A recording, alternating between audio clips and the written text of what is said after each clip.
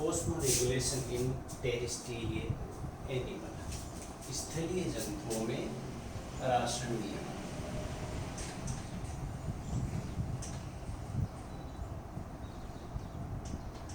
अब स्थलीय जंतुओं में राशन नियमन का अपना अध्ययन करें। इससे पहले हमने पढ़ा था जलीय जंतुओं में, उसमें लवणीय जल में और समुद्री जल वाले जंतुओं को हमने पढ़ा था। अब स्थलीय जो आवास है, उस आवास की बात करें तो स्थलीय आवास कैसा होता है? इस प्रकार के आवास में पानी की कमी होती है। जो जलीय आवास था उसमें पानी की प्रचुरता थी, लेकिन जो स्थलीय आवास है उसमें पानी की कमी है। इसके साथ साथ लवणों की भी कमी है, साल्ट्स की भी कमी होती है। तो ये जीव हैं, ये अपना अलग तरह से अनुकूलन स्थापित करते हैं, क्योंकि यहाँ पानी की कमी है और लवणों की भी कमी होती है। अब जीवों को जो विभिन्न ये पानी की जो कमी है वो किस कारण से, कौन कौन सी वो क्रियाएं करते हैं जिसके कारण उनको यहाँ इस आवास में जो उनके शरीर में पानी की कमी हो जाती है, तो वो क्या है? पहला जो है, जो क्रिया है वो है इवोपोरेशन। इवोपोरेशन या वाष्पीकरण, पानी का वाष्प के रूप में बाहर निकलना। जैसे जीव है श्वसन क्रिया करते हैं, तो श्वसन के साथ में पानी है वो वाष्प के रूप में बाहर निकल जाता है। यहाँ तक कि जीव है जो बोलता है, उस बोलने से भी है वो वाष्प के रूप में पानी बाहर निकलता है। तो इवोपोरेशन के रूप में पानी है वो बाहर निकलता जाता है। बॉडी सरफेस, दूसरा जो क्रिया है वो बॉडी सरफेस। जो जीव बड़े होते हैं उनकी सरफेस से पानी का इवोपोरेट है वो ज़्यादा होता है। तो जैसे जलीय जीव हैं वो तो बड़े थे, लेकिन स्थलीय जीव है वो आकार में है वो छोटे होते हैं। तो जितना जीव छोटा होता है उतना ही पानी है वो बाहर निकल पाता है, इसलिए ये जीव छोटे मिलते हैं। तीसरा इनमें जो पानी की कमी है वो यूरिन के द्वारा होती है। यूरिन में 90% है वो पानी ही होता है। तो यूरिन है, बार बार यूरिन निकलने से क्या पानी की कमी हो जाती है। अगला आता है फीकल मटेरियल, अपशिष्ट पदार्थ, मल द्वारा। मल के द्वारा भी पानी है वो शरीर से बाहर निकलता है। अब पानी की कमी के तो ये कारण थे, लेकिन साल्ट्स की कमी है वो भी स्वीट द्वारा, पसीने के द्वारा और यूरिन द्वारा। यूरिन और स्वीट के माध्यम से इनके शरीर में पानी की कमी के साथ साथ साल्ट्स की कमी भी हो जाती है। अब इस जो कमी है इनको पूरी करने के लिए, अपना जीवन यापन करने के लिए इन जीवों में विशेष प्रकार के अनुकूलन मिलेंगे। अब कैसे अनुकूलन मिलेंगे उनकी बात करें, अनुकूलनों की, इन प्रॉब्लम्स को वो अपने आप सॉल्यूशन करेंगे। उसका किस हिसाब से क्या अनुकूलन मिलते हैं? जैसे इवोपोरेशन है या बॉडी सरफेस, इस क्रिया के कारण जो पानी की कमी होती है उसकी पूर्ति के लिए क्या होगा कि ये जीव अपने आकार को कम रखेंगे। तो जो मनुष्यलीय जीव हैं उनके जो बॉडी आकार है, बॉडी साइज है वो छोटी होगी। तो ये छोटे आकार के जंतु होते हैं, इसलिए ये अपने बॉडी सरफेस से जल की कमी की पूर्ति कर सकते हैं। दूसरा, बॉडी की सरफेस के ऊपर कोई कवरिंग होगी, बॉडी कवरिंग होगी। अब वो कवरिंग किस रूप में मिल सकती है? जैसे आर्थ्रोपोडा में, इंसेक्ट्स में क्यूटिकल के रूप में। क्यूटिकल है वो जल के लिए अपारगम्य होती है, क्यूटिकल के रूप में आर्थ्रोपोडा में। रेप्टाइल्स के अंदर देखें या एम्फीबियन में देखें तो इनमें स्केल्स मिलते हैं। इसके अलावा मैमल्स में मैमल्स या स्तनधारियों के अंदर रोम पाए जाते हैं शरीर में। तो जो मरुस्थलीय जो आपने देखे होंगे, मरुस्थलीय चूहा है, ऊँट है, उनके शरीर पर रोम मिलते हैं।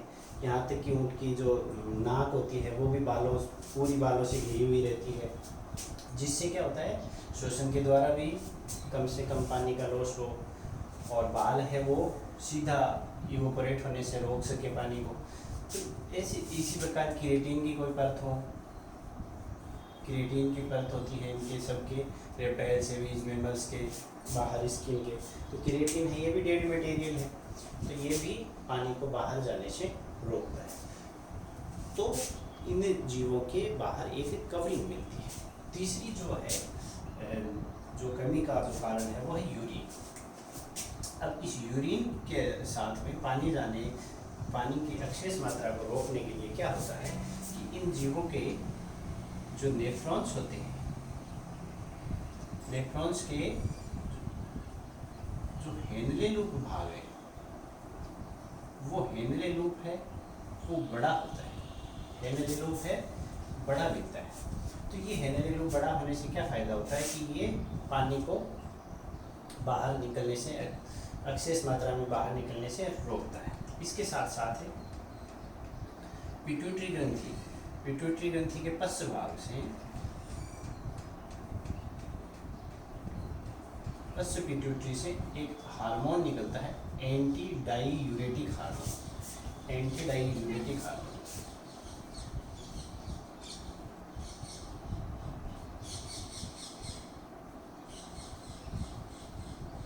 ये हार्मोन क्या करता है, ये हार्मोन इस नेफ्रॉन्स का जो संग्राहक नलिका या कलेक्टिंग ट्यूब्यूल होती है, उस संग्राहक नलिका पे फंक्शन करता है, और यहाँ ये पानी का रीअब्जॉर्प्शन बढ़ा देता है, अगर पुनः अवशोषण को बढ़ाता है। तो पानी का पुनः अवशोषण हो जाएगा तो यूरिन के माध्यम से कम निकलेगा। इसके साथ इनका जो यूरिन है वो सांद्र मिलता है, कंसंट्रेट यूरिन मिलता है, उसमें पानी की मात्रा है वो कम होती है, और जो यूरिन का जो पदार्थ है वो यूरिक अम्ल के रूप में अधिक मिलता है। और ये यूरिक अम्ल है, इसके उत्सर्जन के लिए पानी की बहुत कम आवश्यकता होती है। समुद्री जो जीव होते हैं वो अमोनिया उनका उत्सर्जी पदार्थ होता है मुख्य रूप से।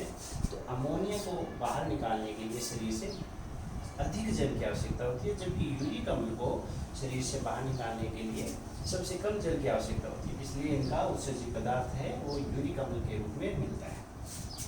तो ये यूरिन के द्वारा जो जल की हानि है उसको रोकने के लिए ये इस प्रकार से।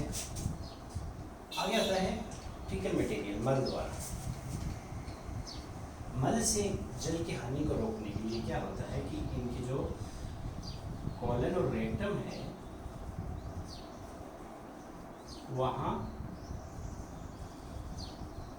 होस्टा पाए जाते हैं, और ये होस्टा क्या करते हैं, पानी का एब्जॉर्प्शन करते हैं। तो पानी का अवशोषण यहाँ हो जाता है, इसलिए जो इनका जो मल है वो या तो सेमी सॉलिड मिलता है या सॉलिड रूप में। तो मल है वो इनका सॉलिड रूप में मिलेगा या सेमी सॉलिड रूप में मिलेगा। इसके साथ साथ क्या होता है कि भोजन के अंदर ये जल व लवणों का अधिक से अधिक सेवन करते हैं, जल और लवणों का अधिक सेवन करते हैं। इसके आगे भोजन, कुछ जीव है जैसे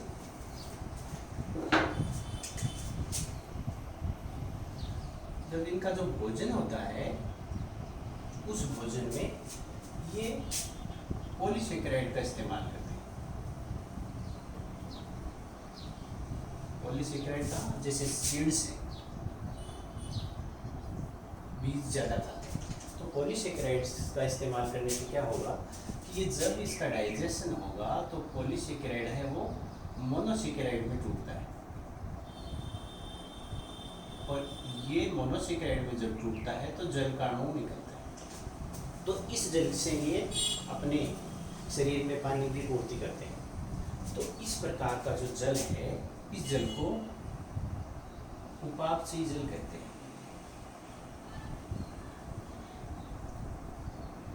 मेटाबॉलिक वाटर का इस्तेमाल ये करते हैं। मेटाबॉलिक वाटर का इस्तेमाल करके ही, जैसे एक जंतु है कंगारू चूहा, वो अपने जीवन काल में कभी पानी नहीं पीता। क्यों नहीं पीता है? क्योंकि वो इसी मेटाबॉलिक वाटर का यूज करते हैं। तो मेटाबॉलिक वाटर के कारण ही वो पानी की अपनी पूर्ति कर लेता है। इसके साथ साथ भोजन के लिए क्या लेते हैं कि जो मांसल पौधे होते हैं, सेकुलेंट प्लांट्स हैं, मांसल पौधों का ज़्यादा सेवन करते हैं, जिससे पानी की है वो आपूर्ति होती रहती है। अब इस प्रकार के अनुकूलनों के अलावा ये एक व्यवहारिक बिहेवियरल एडेप्टेशन भी करते हैं।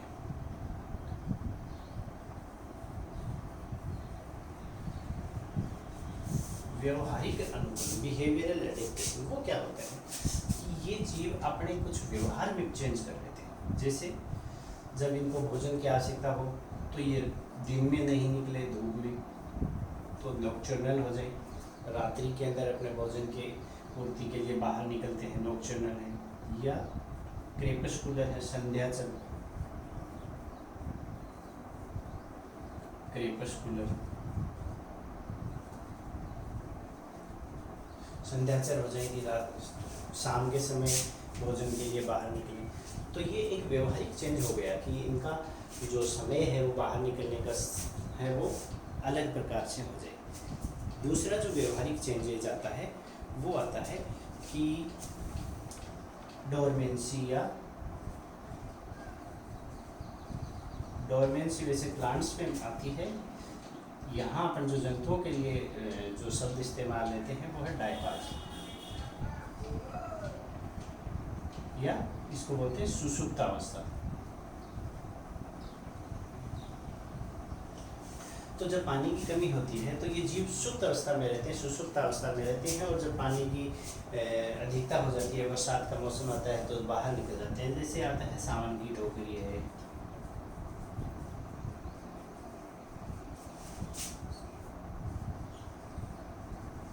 ट्रोम्बिडी, ये बरसात का मौसम आता है तो ये बाहर निकलती है। तो ये विशेष प्रकार की अवस्था में रहते हैं। जैसे सुप्त अवस्था है तो वहाँ उसमें इनको ज़्यादा पानी है, वो पानी की जो कमी है उसका वो सामना उस टाइम कर सकते हैं। इसी प्रकार रेप्टाइल्स हैं, फ्रॉग्स हैं, ये सारे जहाँ जिस टाइम में पानी की आपूर्ति होती है, बरसात का मौसम आता है तो बाहर निकलते हैं। एक चिपकली है मोनाक हॉरिडस,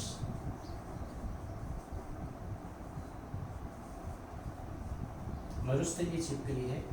ये क्या है कि मोनाक हॉरिडस जो है, इसमें इसकी जो स्किन है वो इस प्रकार की होती है कि ये बरसात का जो पानी है वो उसको ऑब्जर्व कर लेती है। एक तरह से ब्लोटिंग पेपर की तरह काम करती है।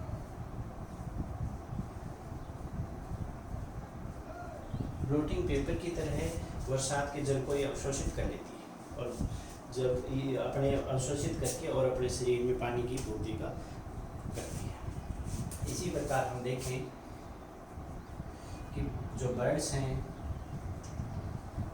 रेप्टाइल्स हैं, इनके जो परिवर्तित जो भ्रूण है, अंडे के अंदर जो परिवर्तित भ्रूण जो होता है, एम्ब्रियो है, डेवलपिंग एम्ब्रियो है, इसको पानी की पूर्ति के लिए ये क्या करता है कि इसके अंदर योग होता है, और उस योग में वसा होती है, फेड होती है, और उस वसा के उपापचय से, इसी प्रकार से उपापचय से, ये उपापचय जल का इस्तेमाल करके ये भ्रूण के परिवर्तन के लिए जो भी जल की आवश्यकता होगी इस एम्ब्रियो को, तो वो पूरी कर लेते हैं। तो ये अपने व्यवहारिक चेंजेस और अपने बॉडी के अंदर कुछ विशेष संरचनाओं के निर्माण के माध्यम से अपने अंदर पानी की जो कमी है उसकी पूर्ति करते हैं।